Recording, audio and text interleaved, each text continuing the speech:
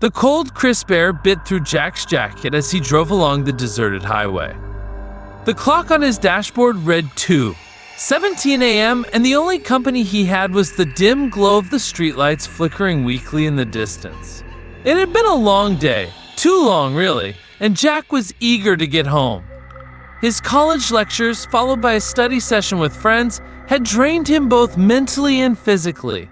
But what really weighed on him was the strange, unsettling feeling he had carried with him all night, like a dark cloud hovering just above his head. Jack had always been the skeptical type, dismissing stories of hauntings and curses as superstitions. But as the wind howled outside his car and the mist rolled in like an invading army, he couldn't shake the sense that something was terribly wrong. He glanced at his rearview mirror, half expecting to see headlights behind him. But the road was empty, no one in sight. The stretch of road he was on was isolated. He had taken a detour to avoid traffic, and now in the middle of nowhere, he was beginning to regret his decision. The trees on either side of the road swayed ominously, their branches stretching toward the sky like skeletal fingers. The weather had turned, with thick fog rolling in from the mountains, obscuring everything in its path. Suddenly, with a sharp jolt, the car sputtered and stalled. The engine made a dying sound, and Jack cursed under his breath. He tried turning the key again, but it was no use. The car was dead. Great, Jack muttered, slamming his hand against the steering wheel. Just perfect. He looked around, hoping to spot a house or at least a gas station, but there was nothing. Just miles and miles of empty highway, flanked by dense woods. The only sound was the constant patter of rain against the windshield and the distant rumble of thunder in the sky. With a deep sigh, Jack got out of the car, grabbed his flashlight, and began inspecting the engine. He was no mechanic, but he knew enough to check the obvious: the engine, the battery, the wires. After a few minutes of tinkering, it was clear that there was nothing he could do. His only option was to walk and hope to find help. The rain was now coming down in sheets, drenching him within moments. He pulled his jacket tighter around him, wishing he had packed an umbrella. His flashlight illuminated the road in front of him, casting strange shadows against the trees. He walked for what felt like hours, his thoughts racing. What if no one passed by? What if he was stuck out here all night? As he trudged through the waterlogged road, the storm intensified. The wind picked up and the rain began to fall harder, stinging his skin like ice. He was starting to lose hope when he heard it, faint at first, like a whisper on the wind, but unmistakable. Someone was crying. Jack froze. His breath caught in his throat, and the hairs on the back of his neck stood up. The sound came from deep within the forest, just beyond the trees. A soft, mournful cry, as if someone were in pain, begging for help. He hesitated. The rational part of his mind screamed at him to keep walking, to get out of there before whatever it was found him.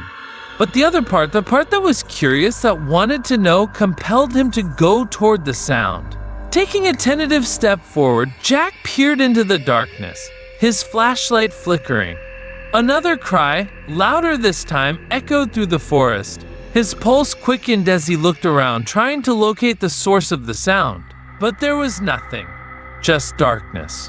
Suddenly, there was a loud snap of a twig, followed by the unmistakable sound of footsteps in the wet leaves. Jack spun around, his heart racing. His breath came out in ragged gasps as he scanned the area, but saw no one. Then, from the corner of his eye, he saw it. A shadow.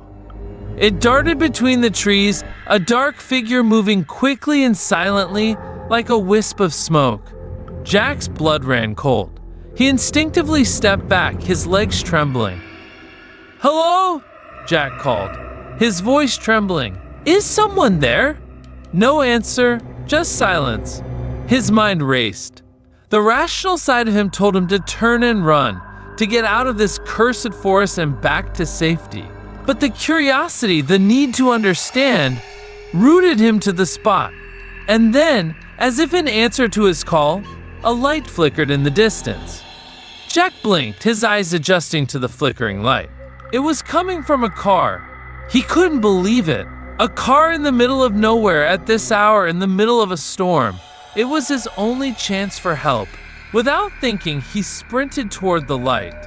His feet splashed through the puddles, his heart pounding as he neared the vehicle.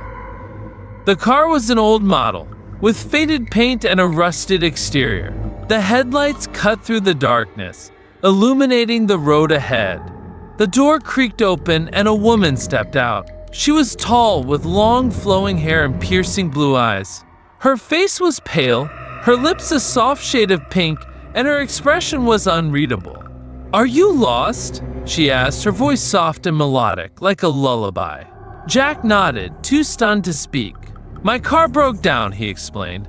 "I've been walking for what feels like forever. Can you help me? It's dangerous out here." The woman smiled, her gaze softening. "Of course, you look drenched. Come with me. My house is not far from here. You can rest there tonight." Jack hesitated for a moment, the rational part of his brain telling him this was not a good idea. But he was exhausted, and the storm was only getting worse. "Thank you," he said finally, stepping toward her. The woman opened the passenger door for him, and he climbed inside. The car smelled faintly of roses and something else, something Jack couldn't quite place. As they drove down the narrow road, Jack glanced at the woman, whose name he hadn't asked yet. "What's your name?" he finally asked. "Emily," she replied, her voice still soft. "And you are?" "Jack," he said. "I didn't expect to find anyone out here." Emily smiled. "Few people do. This road is known for its isolation." The car bounced over potholes and the trees grew denser, casting eerie shadows on the road. The air inside the car was thick with tension, and Jack couldn't shake the feeling that something was off. After what seemed like hours, they arrived at a large old house deep in the forest. The house was surrounded by tall, dark trees, and the grounds were overgrown with ivy. The front door creaked open as Emily stepped out, motioning for Jack to follow. "Come inside," she said. "It's safer in here." Jack followed her inside, his unease growing with each step. The house smelled strange, musty, like something had been left unattended for years. It was beautiful in a way, but there was an unsettling stillness about it. The walls were adorned with old portraits, and expensive-looking furniture filled the rooms. "Make yourself at home," Emily said as she disappeared into the kitchen. Jack stood in the entryway, feeling like something wasn't right. There was no sound in the house except for the faint creaking of the floorboards beneath his feet. He looked around, his eyes landing on an old portrait on the wall. The woman in the painting looked strikingly similar to Emily. Same hair, same eyes. But there was something more sinister about the painting. Something that Jack couldn't quite put his finger on.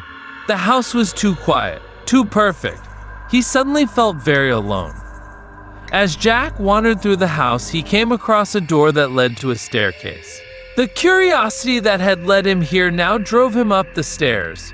The hall was dimly lit, the shadows stretching long and eerie. The door at the end of the hallway creaked open, revealing a large room. The room was filled with luxurious furniture, but what caught his attention was the closet. The closet door was slightly ajar. Inside, there were clothes, men's clothes, neatly folded as if someone had been living here. Jack frowned. Emily had said she lived alone, so where did these clothes come from? He pulled one of the shirts from the closet, examining it. The fabric was expensive, well made. But why were they here? Then, as if on cue, a small leather-bound journal fell from the shelf. Jack picked it up, his fingers trembling as he opened it. The first page read, "This house is cursed. The woman who lives here is not human. She is the spirit of Emily, a woman murdered long ago by a group of thieves. She died, but her spirit did not rest. Now she seeks revenge, and once she has claimed her victim, she will never let them leave." Jack's heart skipped a beat as he read the chilling words. He felt the room grow colder. The storm outside raged louder, the wind howling against the windows. Suddenly, the door to the room slammed shut. Jack spun around, his heart racing as he heard Emily's voice from the hallway. "Jack, where are you?" But when he turned to look, there was no one there. The air in the house grew thick, oppressive. Jack could hear Emily's voice echoing through the halls, but she was no longer the woman he had met. Her voice was twisted, filled with malice. "You shouldn't have come here," she whispered. "Now you will be mine." Jack felt a surge of panic. The journal's words rang in his ears as he ran down the stairs looking for any way out. The lights flickered, and the house seemed to come alive, the walls closing in on him. He could hear Emily's footsteps behind him, the soft, slithering sound of her movements. In the dim light, Jack caught a glimpse of her, her once beautiful face now twisted and rotting, her eyes hollow and dark. "No!" Jack shouted, backing away. "Stay away from me!" But Emily only smiled, her lips curling into a grotesque, wicked grin. "Now you will join me," she hissed, raising a knife high into the air. Jack didn't hesitate. His hand shot to his pocket, where he had kept a small lighter. He flicked it on, and a small flame flickered to life. The fire! Ghosts, Jack remembered, were afraid of fire. Without thinking, he held the lighter up to Emily's face. The flames caught her clothes, and she screamed, a terrible, unearthly shriek that echoed through the house. The fire spread quickly, and Emily began to burn, her body writhing in agony as the flames consumed her. Jack ran, bursting through the front door, and didn't stop until the first light of dawn broke through the trees. The storm had passed, and the curse was broken. But Jack knew he would never forget the haunted night he spent in the dark forest, nor the woman who had tried to claim him as her next victim.